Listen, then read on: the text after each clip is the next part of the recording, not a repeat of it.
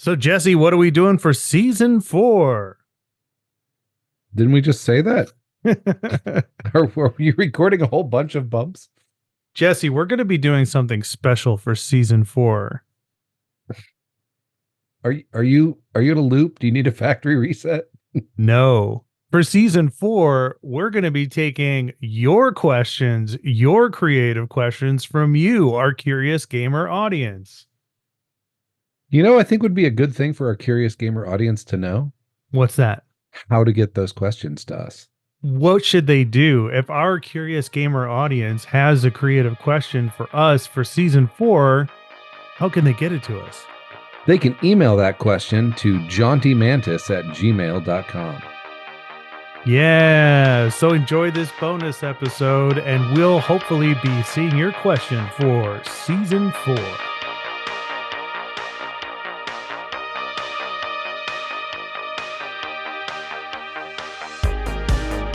Welcome back to the Jaunty Mantis. This is a podcast about tabletop role-playing games where two such curious nerds ask each other creative questions about tabletop role-playing games, nerd garbage, game-adjacent bullshit, all sorts of stuff. I have here with me my beautiful co-host, Jesse. Howdy. And I'm the other half of this equation, Maddie. And Jesse, I have a question for you for this bonus episode. Sure, shoot. Do you want to work on your character for my 1 to 20 D&D game? I thought that might be interesting. I would love to work on my character because I have I have a general outline. I have a paper doll, if you will. Mhm. Looks vaguely like him, but I don't really know how he's hooked into the world. Yeah. I thought what it is might his- be. Go ahead. Sorry. What is his raison d'etre? So, Yeah, I thought it might be helpful, to show how we work on integrating player characters into a D&D campaign, especially right at the beginning. I don't Yeah. know if other people put this much thought and effort into doing that, but we do. Maybe we don't do it like this every time, but for the 1 to 20 bucket list D&D campaign I have been working on, I have reached out to my player characters and said, hey, we're going to be doing some things differently. This is custom campaign world. Here are the following details. Throw your character concepts at me if you have any questions, if there's anything we can work on together, if there's anything I can help you out with, if there's any way I can integrate your character into the storyline, let me know. And I've gotten a great response and feedback from my players, or my future players as were. And I thought, why not do this with Jesse on the episode to show how we do it, to see if that might be helpful to other people. Matt's too polite to say I've been the most difficult one through this entire process. Why? Because you're the last one? How have you been the most difficult? Wait, everybody else already did it? You're the last one to get started. I've already started conversations with everyone. So with John, his character concept is pretty solid before he and I started talking about it. And then we kind of fleshed out some details and then came up with some ways to integrate it into the game. And then Kurt was after that. Same kind of process. I think he has a really good concept down. Pat, we're still kind of working out the initial details, but we should be able to get there very quickly, I think. And for you, we just have a starting kind of idea, which I don't know if you've mentioned it on the podcast before, but go ahead. What was your inspiration behind this character? Well, but before I jump into the character, I just want to share a family anecdote that is actually related to this topic. Perfect. So I decided, because I had seen it on a discount rack, I picked up it's been featured in an episode, the My Little Pony Tales of Equestria role-playing game. Mhm. And so tonight, looking for any sort of distraction to keep my kids from getting on screens, because I'm trying to do a no screens on school nights kind of thing, we made characters. And so the eldest child made a unicorn named Moonlight, whose cutie mark is a moon. And the youngest child made Sam a Pegasus whose cutie mark is a sword and has the power of magic swords, which I'm like, not exactly My Little Pony friendship is magic, but cool. You can summon a sword and have it wave around in space. That'll be fun for scuffling, I think is what it's called in that game. But at one point in the character creation process, you have to pick a quirk, a thing that doesn't really have a mechanical benefit. It's just a little story element. And the eldest child picked allergy. Okay. And then she said, "Can I be allergic to something rare that I probably won't encounter in the game?" And I was like, that's my kid. She's Perfect. already learned how to work a merits and flaws system. I'm so proud. That's awesome. Yeah, daddy's little power gamer. Okay, so my character is basically, the inspiration was I saw a TikTok of this guy talking about bringing back the ancient Irish martial art of stick fighting with a shillelagh. And as you've played with me for years in games where the spell shillelagh exists, you know that I love that spell just for the ability to yell shillelagh. So I was like, that is a character concept. I'm going to commit to that. A monk with a level of druid who can cast shillelagh and then fights with a stick. And then as I started messing around with the mechanics, I was like, oh, there's a feat. As a human, I get a feat called Druidic Initiate, and I can just take shillelagh, which fits the whole thing I wanted to do. And then I've been sort of sketching out like around that, then what makes this guy sort of interesting. So with that bare bones, the concept is I wanted to make a monk who fought with a like Irish stick club and an excuse to do an outrageous Irish accent. That's the starting point. What questions do you have for me? Yeah, I've got some questions. This is a custom campaign. It works on some base principles of the setting.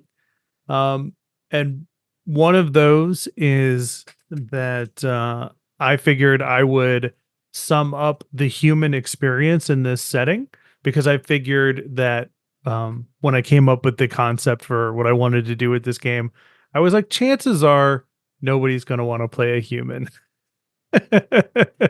And then you decided to play this character, and I'm like, cool, we'll I'm not roll with attached to it. him being a human. I don't have to be a human at all. Like, Oh no, that's totally fine because I don't have a problem with your character selection.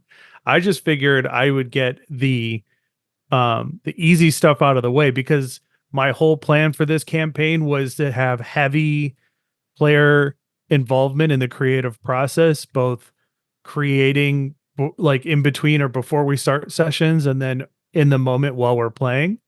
And so all that means is that you and I get to share that creative responsibility for humans and the human kingdoms and all that stuff. So I thought it was hilarious. I was like, of course this is how it's going to turn out. That you and I will be working together on this. So I absolutely don't have a problem with it. So what I would like to do is start with a question. Sure. And this is a question I have asked each one of the players about their characters. And the question is, as a human, how do, like, or maybe I should rephrase it, like, how do humans differ in this setting than humans in your typical Dungeons and Dragons fantasy setting? And then what are a couple of ways that they are the same or similar? I don't know. I didn't go with human to be different. Mm-hmm. Well, what do we think of as far as humans are concerned in a Dungeons and Dragons, typical Dungeons and Dragons setting? What's the first like thing that comes to mind when you say human? They're everywhere. Okay. Like, they're the most populous humanoid race by default in Okay. most D&D settings. Okay. Uh, So yeah, were I don't those like this character is not really tied to the concept of being human. Like his kinship, ancestry, whatever you want to call it, is not a thing that he thinks of as being important to him or Mhm. what the general human experience is. I mean, my so far sketch in my head for this guy is he got dropped off as a baby at like a monastery that is on, and I'm like picturing this monastery as, you know, the Giant's Causeway No. in What is that? Ireland. It's these crazy like pentagonal blocks that make this cliff that goes out into the ocean. It looks really, really cool. And I figured maybe there was a terrain feature somewhere in the world like that. And there's a monastery out on this. And he got raised by the kindly monks and that live there. And they're not like Asian monks. Like, Mhm. I was thinking I would probably even reflavor like Key as, you know, something more akin to like the Druidic path. Cause I was thinking maybe this realm is like in an area where the Feywild bleeds in a little bit more than other places. So that's why he's got the druidic influence. And I mean, he could Mhm. be an elf. I don't know. Like, What you're getting at is one of the things I prefaced for the group was that we're not using a planar cosmology, we're using a one world cosmology, meaning that everything that would be on the separate planes of the Great Wheel, or however it's normally portrayed in traditional Dungeons and Dragons, is instead in all of the world, and accessible by everyone. So the Feywild isn't on another plane. It's a place that you can go to in this world if you just go in that direction oh, I far thought, enough or long enough. well, yeah, this could be on the border of that area then. Hmm. Well, that's what I wanted to kind of key into for your character, because when I asked for the things that come to mind about a human, you said that they're everywhere and they are the most populous of all, you know, what we would think of as D&D races or ancestries or whatever we're calling them now. And why don't we change those two core things? Why don't we say they're not everywhere? Why don't we say that they're only in their kingdom? And we'll say that they're a bit isolationist, like they have, if they ever were in the rest of the world, they've pulled back into this specific space. Oh man. Oh, that just reminded me of something that really cool for have you ever read Years of Rice and Salt by Kim Stanley Robinson? No. It's a book that kind of through it's basically the synopsis is the Mongols reach Europe and the Black Death has killed every Caucasian person. Oh, And wow. so then using the Bardo and reincarnation, it examines history with kind of the same characters for the next like 8 to 900 years in a world where there is no Western European civilization. There Right. is only like the Confucian cultures of the East that like as far as superpowers and the Islamic world. Hmm. Um, and there was this one-off line about how one of the sultans has like in his harem like a red-haired person from this island. So like, you know, they survived out there on this island with no contact with the mainland. Like, so what if, and I don't think this needs to be relevant to my character's backstory unless you want it to be, because this is an event that happened long before his memory, you know, Hmm. Hmm. or maybe it happened recently and that's why he was orphaned. Like they got him on a raft. I don't know, but maybe a plague like killed Hmm. all the humans at some point, except this one little Ireland like island near the border of the whatever kingdom or the Hmm. territory that's the Feywild. I love it. Yeah. Yeah, that works. The original concept that I had for humans was if we were looking at like a creation myth or an origin story of the world, you would have all of the peoples of this world, and they all have like they all come out of one main place. I don't want to say too much because I want this to be the information that comes out Is over the it course of Blood the story. Mountain? But picture like not a Garden of Eden, but like a cradle of all life. And the humans took things from it and tried to spread out into the rest of the world. And what I originally had thought of was is that they had taken like strains of like plant and animal life, and kind of Noah's arked their way out into the rest of the world to spread it as far as they could.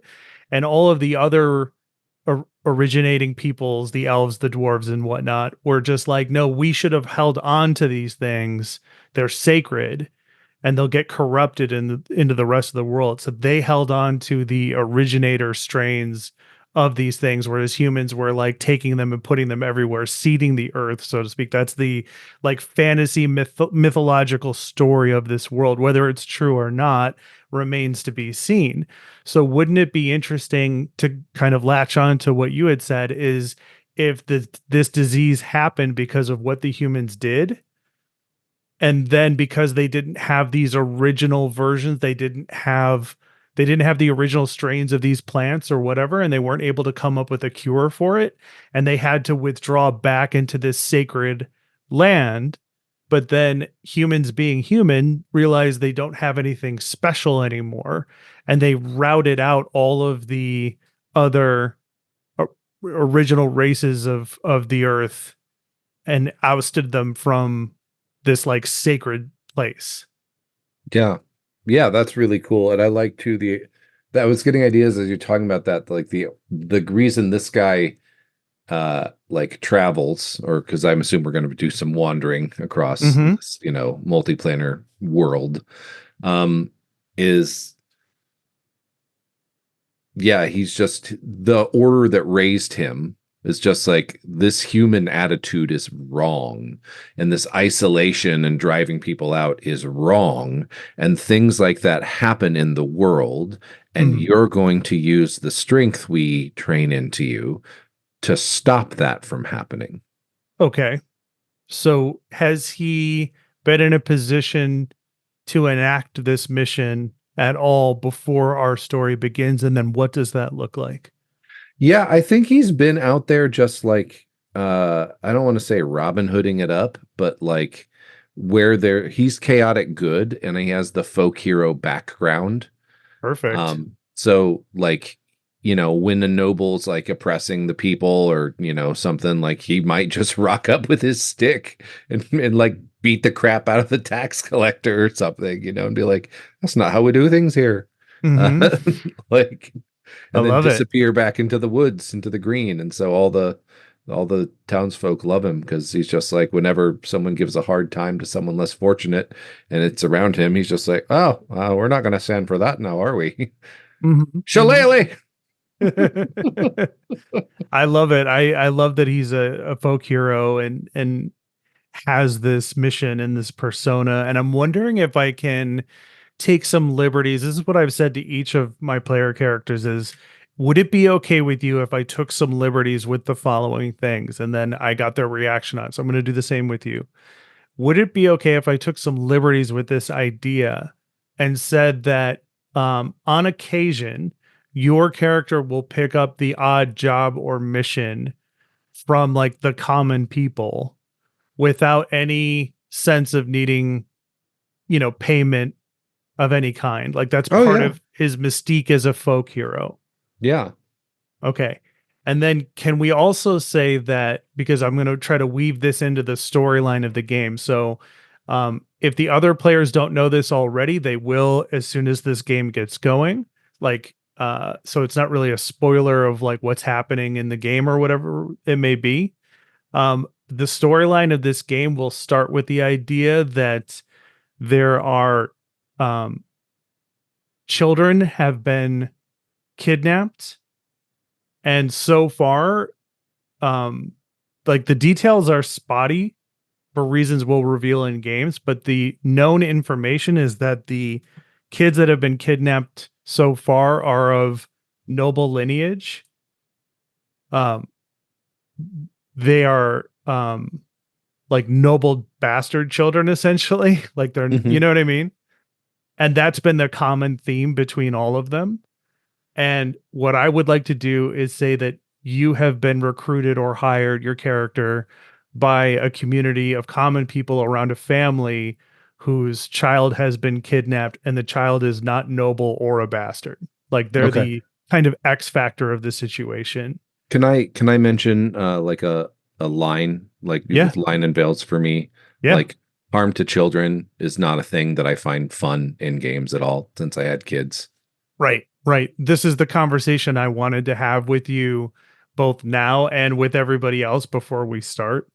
Is like, are we okay with the idea that like children have been kidnapped or captured as long as no harm has come to them or will come to them over the course of the game Yeah. in its entirety? Like, Yeah.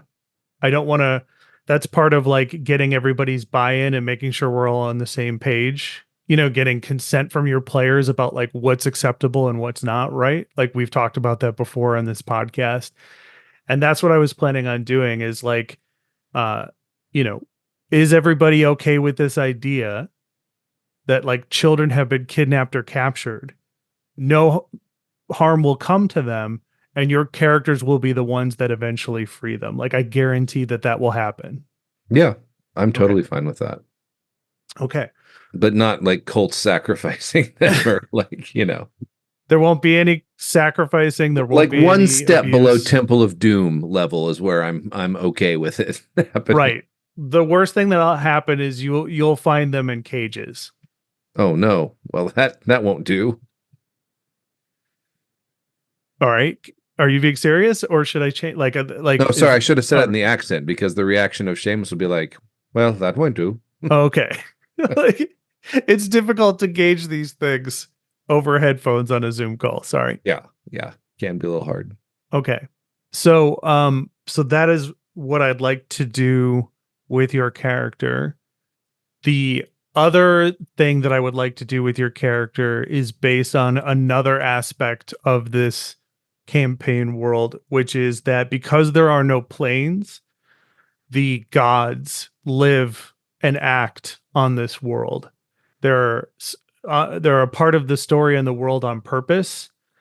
And the player characters will be encountering gods regularly. Does the common person encounter gods regularly? No. I mean, they encounter them to the point where some people have stories of them, and that stories have like, you know, been told and proliferated, and people tell those stories day to day. But like,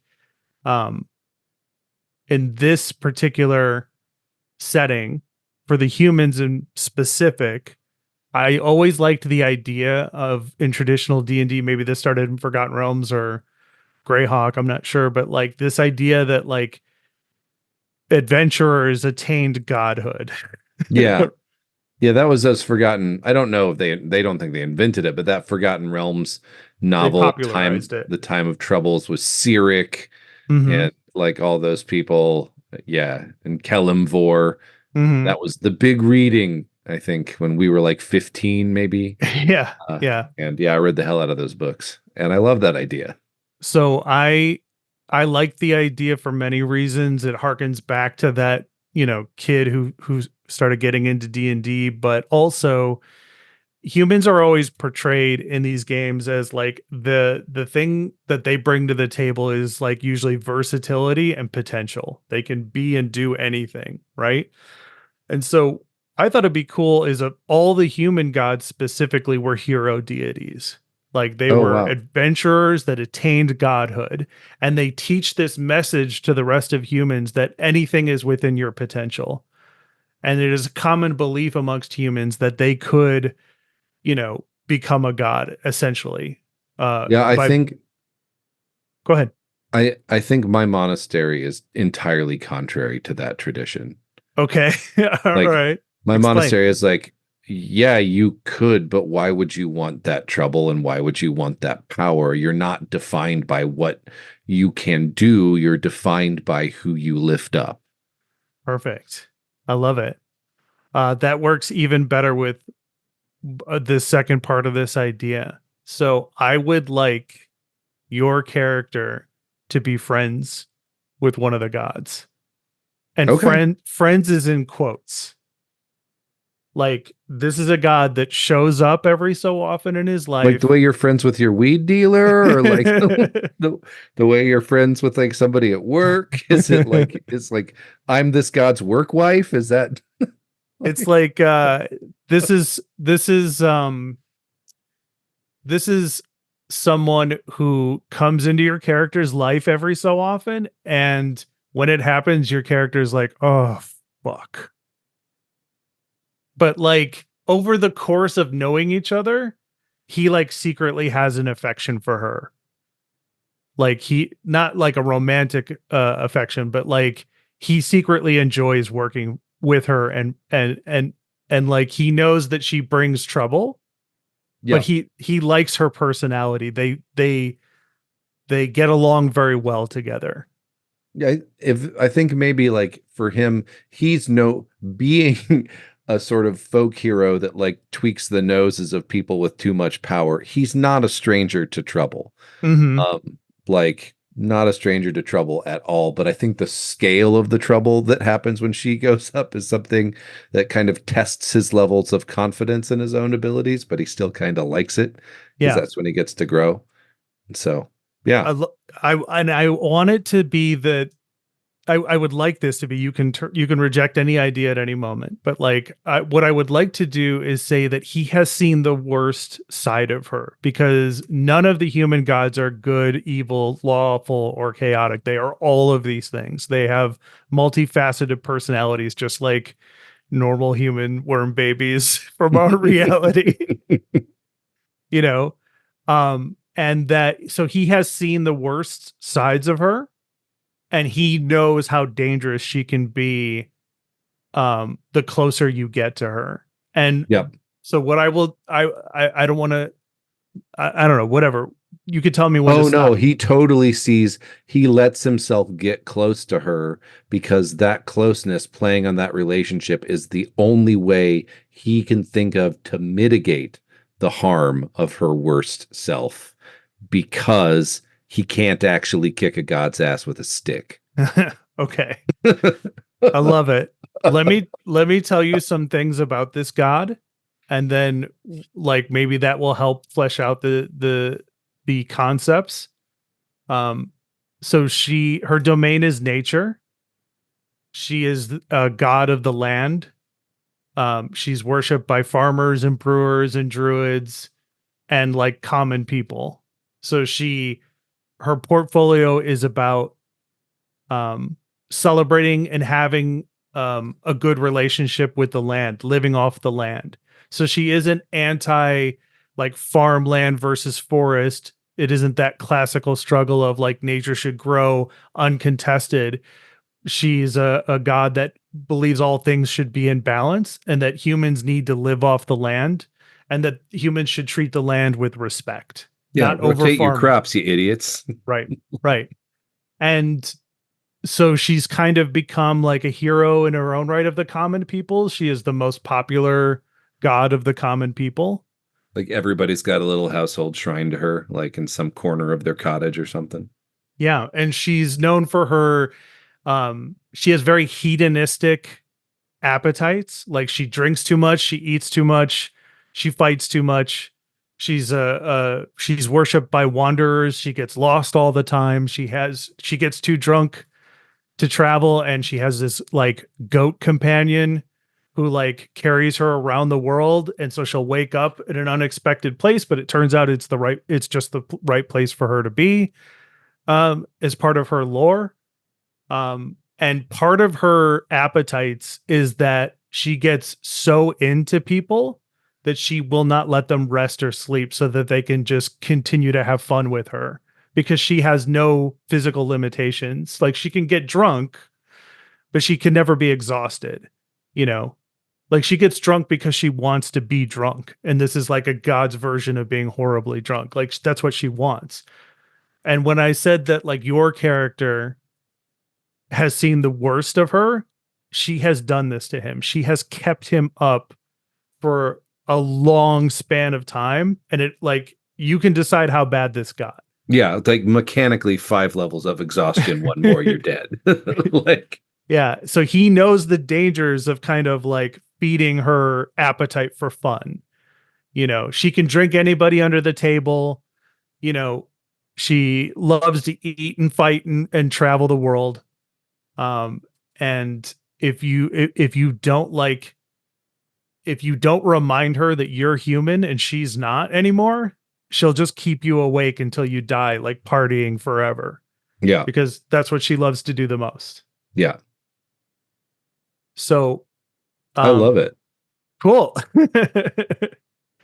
Her name is the human word for cheers, essentially.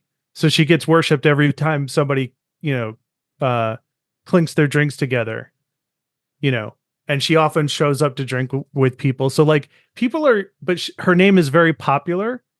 People name their kids after her. So like anybody who encounters this god and she tells them her name, they just think she's a normal human who's been named after this god and has elements of her likeness, so to speak.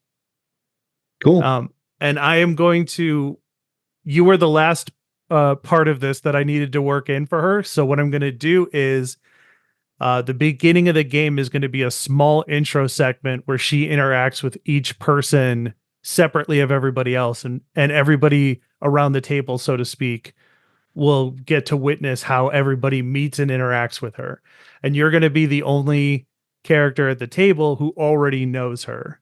And one of the reasons why I really want to do that is because I want to use it to build player trust. Yeah. For this character. It's the light of heroism.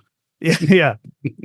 So she needs to be involved in everybody's like first steps into the adventure.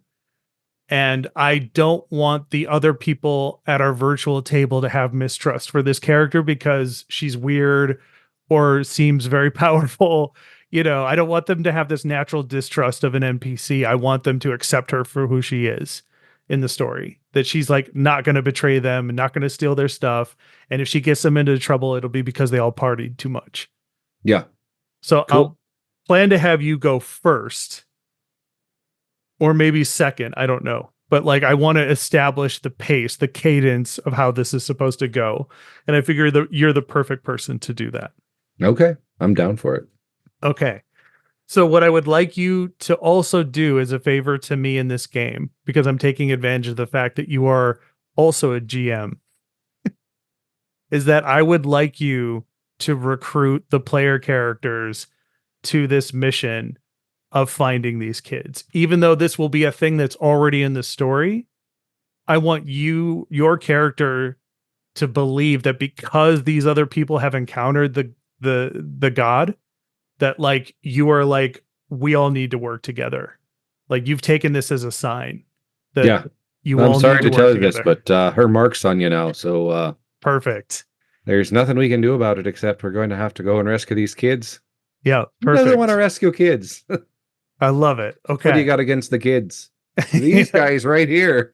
They got something against the kids. I love it. I love it. Any questions? Why are you so awesome? What? Oh, you. Come on, my face is getting red. No, I love it. I think that's a really great I was wondering what the actual adventuring framework to start was going to be for this one, and I'm glad to know what it is now. I actually, I don't have any questions. I'm excited and ready to go on this one.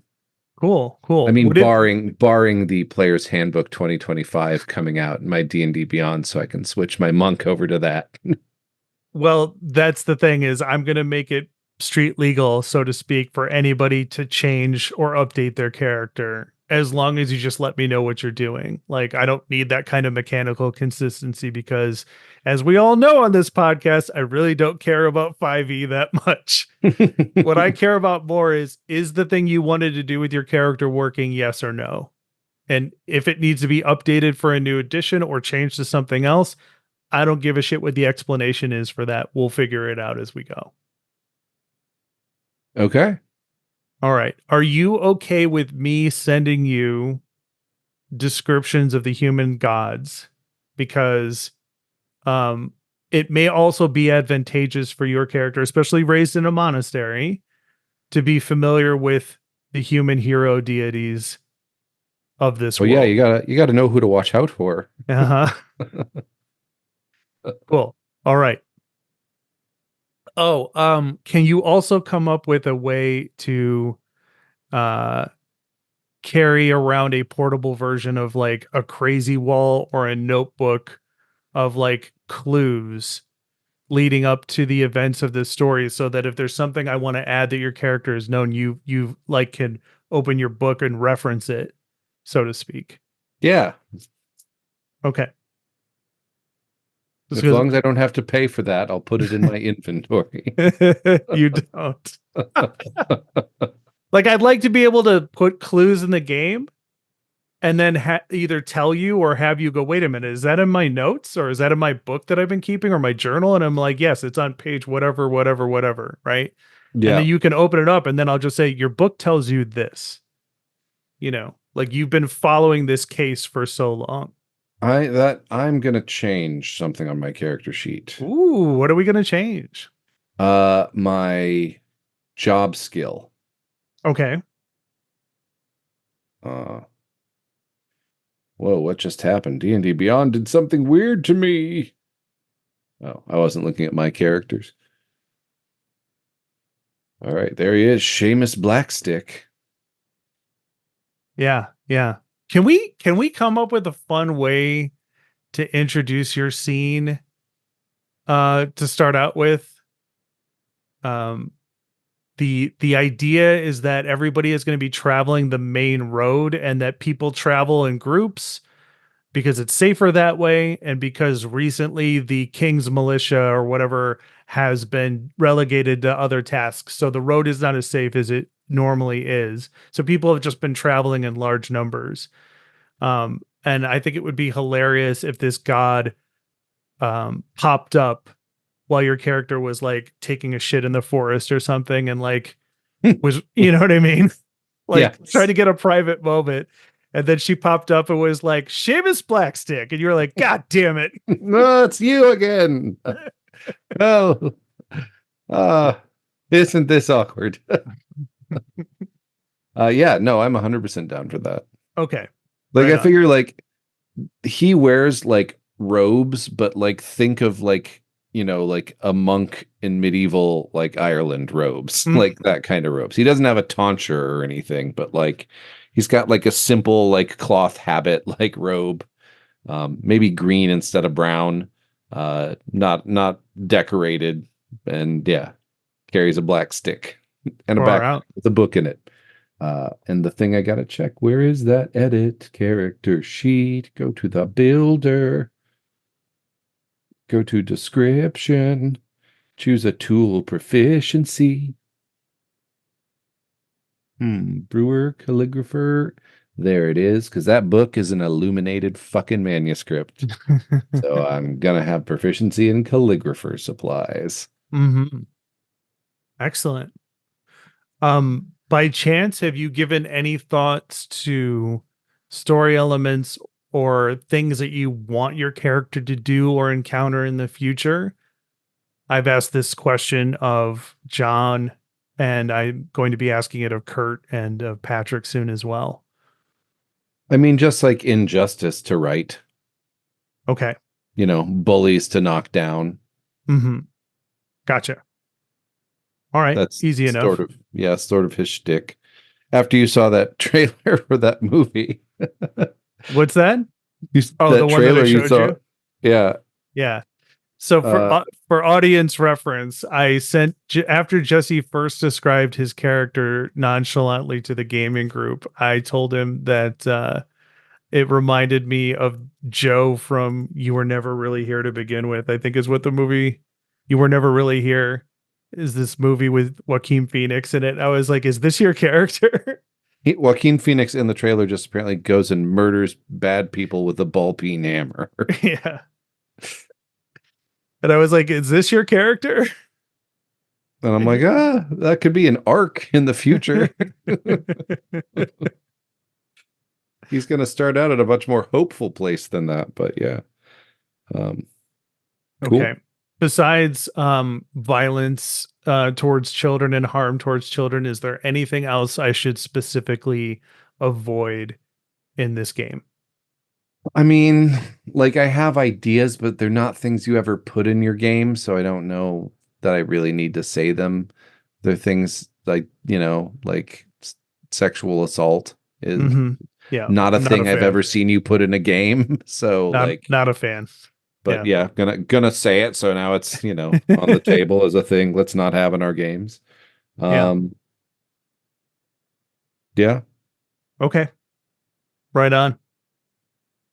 Well, I am looking forward to this. Are there any questions that you would have asked if you sat down with me or another player to go over character concepts for your up and coming game with the specific goals of like, feeding those into the game and the story? Like that, I guess that was kind of the point of why I wanted to do this on the podcast, is to kind of show people like, hey, there is like a really cool element you can do by talking about the character concept with your players and then weaving them into the game as we go. So is there anything you think would have been helpful to ask or go over that you would have done? Um, it would have come at a later stage, like when we all got together to talk about, like I wouldn't have started with everybody meeting each other. That's Hmm. just personal preference. Um, I'd start a bit later on, and then so it'd be like, how do you guys know each other? Like, who does this person remind you of from your pre-adventuring life? I mean, all the little Dungeon World stuff that we kind of do by default now because Yeah, Dungeon World's a great trainer for like session zero and character stories. totally. I want to make a specific note to point out that I am purposely doing the characters meet each other in the tavern or the inn on purpose, because as I've said in previous episodes of this podcast, this 1 to 20 bucket list D&D campaign is kind of intended to be my last hurrah towards Dungeons and Dragons. So there's times where I want to do the most D&D shit I can think of for this campaign, and having your player characters meet at the inn or the tavern is something I haven't done in like 20 years. Well, now that I know that, I'm going to change my character concept. I'm going to be a drow assassin who would Oh, not be in a perfect. tavern. Oh, Um, perfect. Yes. so, yeah, that tavern setup. Uh, it's many fine taverns and many fine fantasy worlds. Some Hmm. taverns that are all up and down the Sword Coast, which is in the Forgotten Realms. That friend of the show, Chris, Oh, really does he loves. like it? He really loves the Forgotten Oh, he Realms. loves it. Yeah, Wow. that Wow. one was a real stretch to work that in. There was an opportunity earlier when we were talking about the novels, and I I missed it. was trying to give it to you. I know. Thank you. You said you wanted to do bits. I'm trying to help you do bits, which is probably a bit in itself by now. Yes. I think the best bit leaning into that from tonight is that I have the same friendship with this goddess that I do that you would with a weed dealer. That's. Yeah. Yeah, I love it. Love it. Oh, It's you want to very hang out, accurate. man? Fine. Little did you know this was actually the plot from the movie Pineapple Express. Yes. One last question that just occurred to me. Should I do a session zero after doing this much individual prep with each person? I think we should budget your first kickoff session of those little scenes to be an hour and a half. So we have about an hour that we could work with just talking about what we came up with, and unless you want it to all be mysterious, but I'll think about it. or That maybe is a at the really good end of idea. the vignettes, like Yeah, when we all meet. right. Right, because then that would be an opportunity to say, now your characters are getting to know each other. Let's take this as an opportunity to do like an in-game session zero, so to speak. Yeah. I love that idea. You're a pretty smart Cool. guy. Well, thanks. You bring out the best in my ideas. You bring out the best in mine. I love you. I love you too. And listeners, we love you as well. And thank you so much for listening to this episode of the Jaunty Mantis. I hope it was helpful. And if you have any ideas for how you integrate character concepts or how you want your character concepts to be integrated, Jesse, Or how would they do even that? Yeah, even if you just have a question that you'd like us to talk about on the show for season 4, uh, go ahead and shoot us a line at jauntymantis@gmail.com. I keep checking the inbox. Security alert. There's a new Windows sign in. That's like our 15th email. Oh, we'll cover that one in the episode. Don't spoil it, Jesse. Okay. Sorry. Yeah. Security alerts. That's the whole thing. And if you like the show and want to help us grow, what really helps us out is if you leave us some kind of review on Spotify, on iTunes, whatever host you listen to. A review just helps more people find it, gets it to show up in the algorithm. So for just the price of a cup of coffee a day, you can support this fine work in public media. And we have this lovely Prairie Home Companion tote. Wow. I didn't realize cups of coffee were free now. Yeah. Yeah. We recognize that not everybody uses Apple Podcasts anymore, but it is still the gold standard in getting your podcast picked up, recognized, or distributed. So do us a solid. That's all we ask until we decide to try to monetize this thing. But for the moment, all we're asking for is, a 5-star review. A genuine, though. All right. And until then, get out there and play some fucking role-playing games or shit. Yeah, go drink with goddesses or some shit. I don't fucking know. That's right. Don't let them keep you up all night. Or many nights, or all week. And until then, this has been the John DeMantis for Jesse and Maddie. Bye. Later.